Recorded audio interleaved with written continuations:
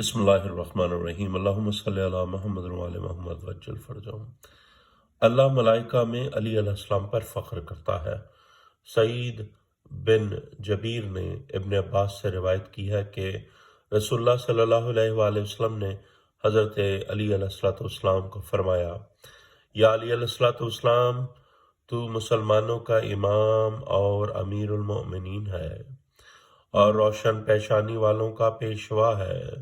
میرے بعد تمام مخلوق پر اللہ کی حجت ہے، اوصیاء کا سردار اور سید النبیین صلی اللہ علیہ وآلہ وسلم کا وصی ہے، یعنی میرا وصی ہے۔ علی علیہ السلام، جب وہ اللہ مجھے 7 آسمانوں کی بلندی کی طرف لے گیا اور وہاں سے سدرۃ المنتہا اور وہاں سے حجاب نور کی طرف لے گیا اور مجھے اپنے رب نے اپنی مناجات کے ذریعے عزت دی، مجھ سے فرمایا، اے محمد صلی اللہ علیہ وآلہ وسلم۔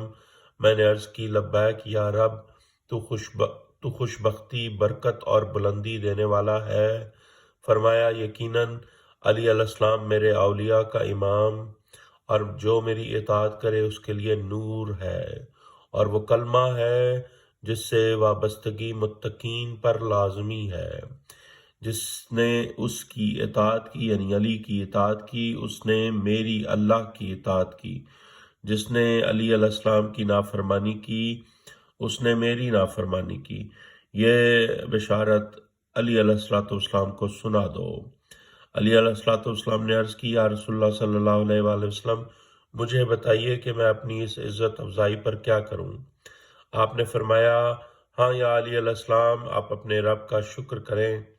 پس علی علیہ السلام نے اپنا سر اللہ تعالیٰ کے حضور سجدہ شکر میں رکھ دیا اور اس نعمت پر جو انہیں اللہ کی طرف سے عطا ہوئی تھی۔ پھر رسول اللہ صلی اللہ علیہ وآلہ وسلم نے آپ کو فرمایا، یا علی علیہ السلام، اپنا سر اٹھائیں، یقیناً اللہ اپنے ملائکہ میں آپ علی علیہ السلام پر فخر کر رہا ہے۔ اللہ اکبر۔ کتاب اعمال صدوق صفحہ 247 اور کتاب بشارت المصطفیٰ صفحہ 82۔ اللہم صلی علی محمد وعلی محمد وعجل فرجہم ولعنا اعدائہم اجمعین۔